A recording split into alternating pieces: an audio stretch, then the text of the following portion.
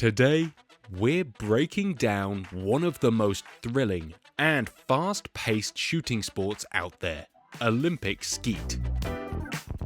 Olympic Skeet, sometimes known as International Skeet, is a shooting sport where competitors try to break clay targets as they fly through the air thrown from two different trap houses, one high and one low. These targets are launched in a specific predetermined sequence being shot from 8 different shooting positions, and we'll go through that sequence later. For now, let's talk about the rules. In a typical Olympic Skeet round, each shooter will face 25 targets. Competitors get one shot at each target, and the goal is simple: break as many targets as you can. Each time a target breaks, it's counted as a point. Most competitions are shot over 5 rounds of 25, making a total of 125 targets. If shooters have equal scores, they'll go into a final with a maximum of 60 clays each. What makes Olympic Skeet so unique is that it's not just about hitting a target, it's about using your timing, positioning, and staying in the zone to hit every target.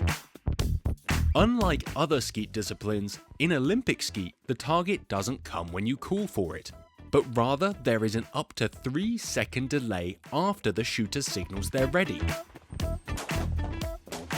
It's made harder still as the gun cannot be mounted ready in the shoulder, but instead must be held at a ready position with the toe of the stock touching your body below the natural drop of your elbow. The final note is that these targets are fast. Around 100 kilometers per hour fast. To learn more about this challenging discipline, I sent Ant out to Italy to shoot with the best of the best. Everybody, and I mean everybody who's involved in shooting, has prayed to the gun gods at some point. Whether that's you praying that you have a good day out on the game, you shoot well, going into a competition you pray that your gun works, that your cartridges are right, and occasionally, just occasionally, the gun gods send you an email and invite you to Italy, and we're here. Beretta dropped us an email, asked us to come out to the Olympic celebration. We're here with the likes of Vincent Hancock. Hancock's got both his final two. Just look at his reaction, just look at what it means to him. 5 minutes ago, it was high fives and smiles. I'm gonna try and get Vincent to get me on the skeet and try and give me a few tips, pointers. Hopefully I can hit a few and get in his head. I'm gonna try and beat him. And if I do, that'll be something to remember. But it's not gonna happen. Let's be fair. Let's go see what we can do. Vincent, great to have you here. Rescue. Yeah, this place is awesome. Trap Concaverde here in Lonato is one of the best ranges in the world. And as you can see, as we got to shoot a few targets, it's a lot of fun out here and just a beautiful background and climate. It is, and I want to say congratulations on the goal. That must be like the life goal, right? Thank you. It definitely is. And for me, it was a dream of mine starting at 12 years old, and one that thankfully I've been able to accomplish a few times. Vincent Hancock won't need an introduction to most of you, but for those who haven't heard of this guy, buckle up because he is an Olympic legend.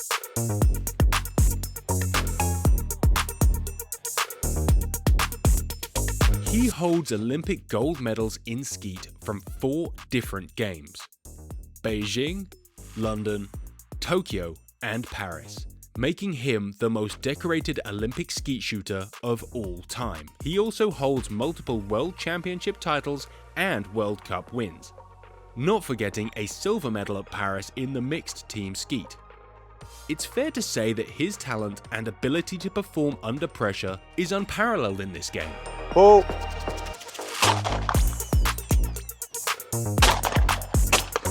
Nice. Too late.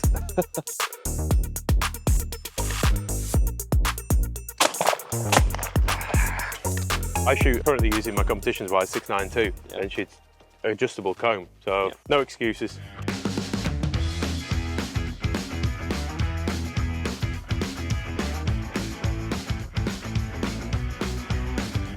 Counterintuitive to what you normally do, looking at the way that you move to the targets, don't think about going to the target, just think about going in front of the target. Okay? It'll help a little bit because right now you're going to it, you're getting behind and you're trying to catch up. Yeah, chasing. On this game, it's if you're going to shoot it that way, you have to start in way further. Yeah. Or you just have to go ahead and get in front from the beginning. Yeah. So just try to get in front. It's going to be a little uncomfortable for you, but for most English shooters, it's uncomfortable. Yeah. Especially sporting shooters, but getting in front on this and staying in front makes it faster and easier. Pull. Over the top, shoot high, hold on, high. Do high and then low.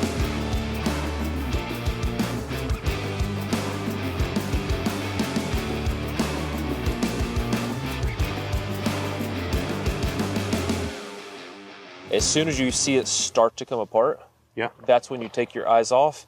The barrel is going to stop. Basically, here's your barrel, here's your eyes. As it's coming across, you shoot, the target breaks, the barrel stops, the eyes transition. Yeah. As it's stopping the barrel, the eyes are finding the target over here, and then it comes in, and then you match the speed, see, clear, pull the trigger. Yeah. So it's all a very quick transition. Obviously, it's a learned transition. Yeah. But the big thing is that the eyes have to find it first. And the eyes have to be aggressive finding the target, not the barrel finding the target.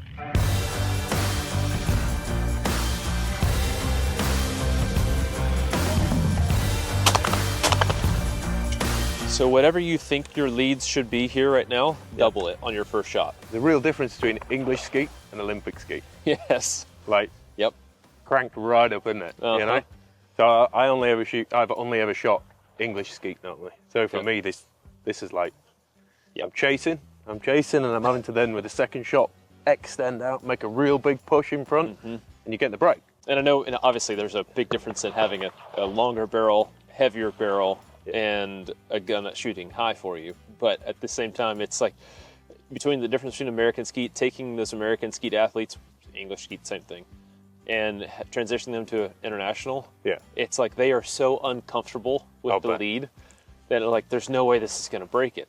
Yes, it is. It's just you got to get out of your comfort zone a little bit sometimes, but it's a transition. As you know. Did you shoot American skeet, English skeet to Sporting. start with? Sporting mostly. I shot American skeet just because it was something else for me to shoot, but I was primarily a sporting shooter before I got into international. Yeah. And then when I got into this, it was, hey, this is challenging. This is fun and hard at the same time. It's Olympic sport, so I shot sporting and international until I was about 16, and then I transitioned over full-time on the Olympic side. Always been a Beretta man? Pretty much always, yeah. My first ever gun was Remington 1120 gauge. Wow. But I transitioned to a Beretta within a year. I started at 10. Yeah. And so by 11, I had a Beretta 390. Yeah. And then just went through 682 Gold, a 682 Gold E, and then a DT10. Wow. Then 11, now 11 Black. Yeah. Yeah. So I started out, same thing, Beretta my entire life. I started off with a 687 Silver Pigeon. Yep. And progressed through different model, ultralight. I tried an ultralight for a couple of years and then jumped on something else, and now I've got the 692 and I have the double E, and it just works. It works for me.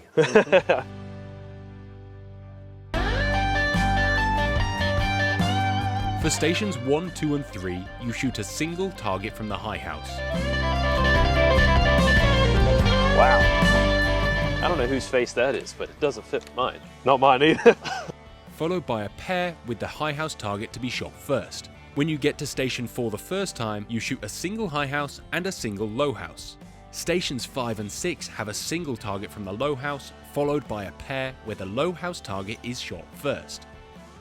There is no singles on station 7, but one pair where you shoot the low bird first.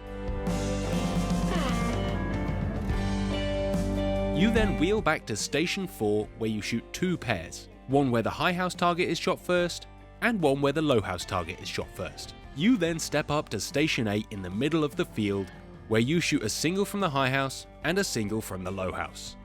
Talk us through your setup. What is it? Because I mean, I just had a quick go with it there after you absolutely destroyed me on the range. You let me have a little play, which is very kind of you. But an amazing piece of kit. What is it? And how do you set it up? We had fun with it. But so this is the DT11 Black, and it's a 30-inch barrel. I particularly have the we call it in the U.S. the European Skeet version. It doesn't have a mid-rib. Yeah. And all of our guns in the U.S., whether it be American Skeet, Trap, or Sporting, all have a mid-rib. So, but what that does is it lightens up the gun a little bit. And with being the international, as you saw, the targets are really quick. and you don't have time to really play around with it. So I wanted to get as much weight reduction as I possibly could, and which is also assisted by the carbon fiber rib too. Yeah, you can feel that. The minute you pick it up and start pushing it, it moves twice as fast as anything else. It's incredible. Oh, it's so nice.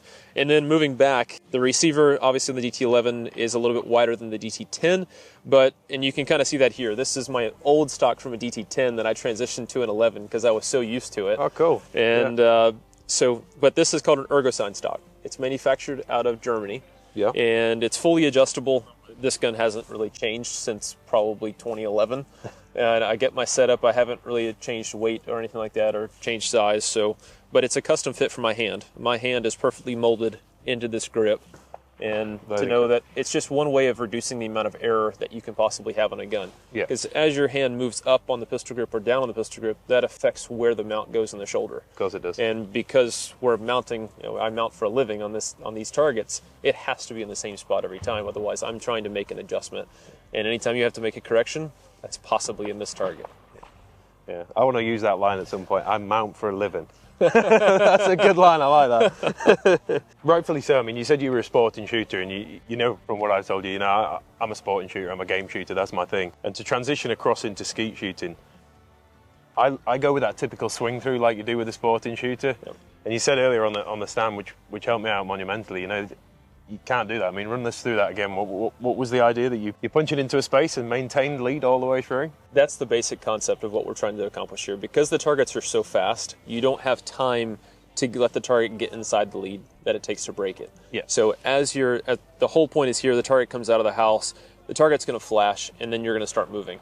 So what you're trying to do is get the gun moving enough to insert in front of the target and stay in front of the target, match the speed, see it clearly, pull the trigger. And all of that happens, obviously, very, very quickly. So it's very much so a learned movement and a learned sight picture. But the sustained lead method is really the only way to shoot international skeet, just simply because of how fast it is. Like you said, it would feel alien to me, and it did feel alien to me. But I can see how it opens up that time window. It gives you so much more time. You're not chasing, you're not playing catch-up all the time. And that's amazing. What's your next move? Where are you going next? For me, it's about growing the shooting sports. Yep. And I'm gonna give this one more go. And so I couldn't pass up the opportunity to possibly represent the U.S. on U.S. soil in LA 2028 for the Olympic Games. Perfect. So I have to at least give that a try. And making the team isn't going to be easy, because we have a really, really good team. But at the same time, I have to give it a try. Then after that, it's all about growing the shooting sports, getting out and speaking to people about First and Second Amendments in the U.S.